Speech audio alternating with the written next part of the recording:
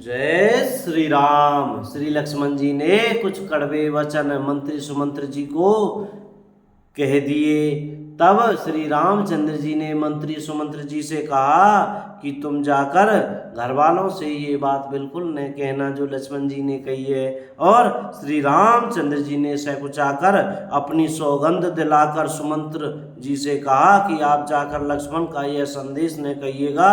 सुमंत्र ने फिर राजा का संदेश कहा कि सीता वन के क्लेश न सह सकेंगी, अतएव जिस तरह सीता अयोध्या को लौटावें तुमको और श्री रामचंद्र जी को वही उपाय करना चाहिए, नहीं तो मैं बिल्कुल ही बिना सहारे का होकर वैसे ही नहीं जीऊंगा जैसे बिना जल के मछली नहीं जीती। हाँ जी, सुमंत्र जी ने राजा दशरथ जी का यह संदेश श्री रामचंद्र जी से कह दिया कि मेरे को इसलिए भेजा है और मई के ससुरे सकल सुख जब ही जहाँ मनुमान तह तब रही है सुखे नसिए जब लगी विपत्ति विहान। श्री राम जय राम जय जय राम। सीता के माय के पिता के घर और ससुराल में सब सुख है।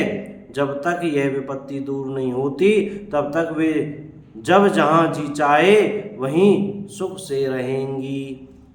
राजा ने जिस तरह जिस दीनता और प्रेम से विनती की है वह दीनता और प्रेम कहा नहीं जा सकता। कृपा निधान श्री रामचंद्र जी ने पिता का संदेश सुनकर सीता जी को करोड़ों अनेकों प्रकार से सीख दी। जय सिया राम। सासु ससुर गुरु प्रिय परिवारु फिरऊ ते सब कर मिटी खबारू। उन्होंने कहा जो तुम घर लौट जाओ तो सास ससुर गुरु प्रियजन एवं कुटुंबी सबकी चिंता मिट जाए। पति के वचन सुनकर जानकी जी कहती हैं, हे प्राणपति, हे परम स्नेही, सुनिए। हे प्रभु, आप करुणामय और परम ज्ञानी हैं, कृपा करके विचार तो कीजिए। शरीर को छोड़कर छाया अलग कैसे रोकी रह सकती है? सूर्य की प्रभा सूर्य को छोड़कर कहाँ जा सकती है और चांदनी चंद्रमा को त्याग कर कहाँ जा सकती है? प्रभु करुणा में परम विवेकी तनु तजी रहती छाए किमि छेकी। प्रभु जाए कहे भानु बेहाई कहे चंद्रिका चंदू तजी जाई। श्री राम जय जय राम। पति ही प्रेम में विनय सुनाई कहती सचिव सन गिरा सुहाई। तुम पितु ससुर सरस हितकारी उतरेऊं देऊं फिरी अनुचित भारी। श्री राम जय जय राम। इस प्रकार पति को प्रेममयी विनती सुनाकर सीता जी मंत्री से सुहावनी वाणी कहने लगी।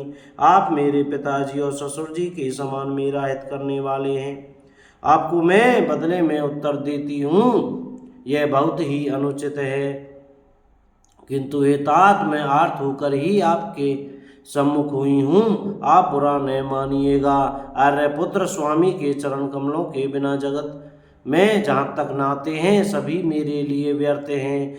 आरति बस सन्मुख भयं बिलगुन मानव तात। आरज सुत पद कमल बिनु बादि जहाँ लगी नाथ। श्री राम जय जय राम। मैंने पिताजी के ऐश्वर्य की छटा देखी है, जिनके चरण रखने की चौकी से सर्व शिरोमणि राजाओं के मुकुट मिलते हैं, अर्थात बड़े बड़े राजा जिनके चरणों में प्रणाम करते हैं।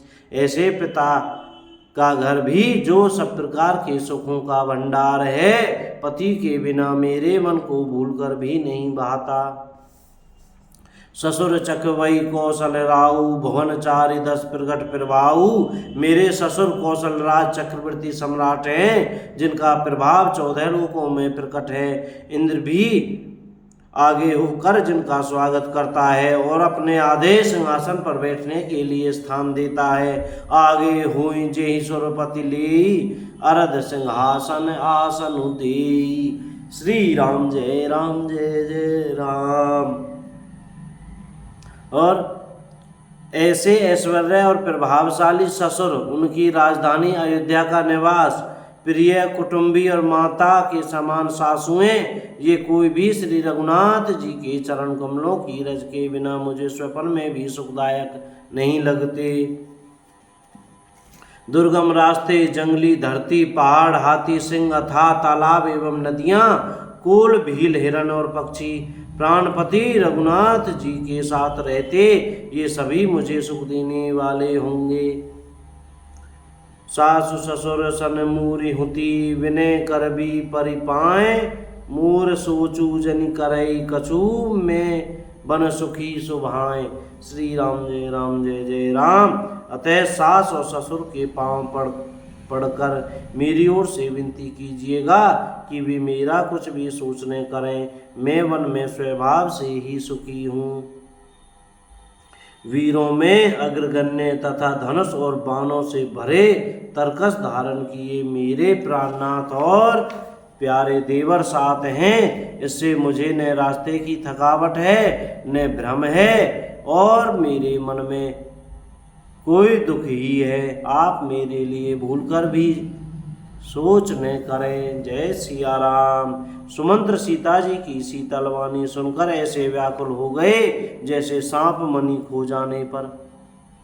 सुनी सुमंत्र सिय शीतल बानी, भयो विकल जनु फनी मणि हानि। नैन सूज नहीं सुने न काना, कहे न सकई कछु अति अकुलाना। श्री राम जय जय राम। नेत्रों से कुछ समझना नहीं, कुछ सूझता नहीं, कानों से सुनाई नहीं देता, वे बहुत व्याकुल हो गए, कुछ कह नहीं सकते। जय सिया राम। आज की कथा ही विराम करते हैं, बाकी कथा फिर कहेंगे। बोल राजा रामचंद्र की जय, बोल अयोध्या धाम की जय, बोल वृंदावन धाम की जय, बोल चमेली वन धाम की जय। जय श्री सीताराम। राधे श्याम। जय सिया राम।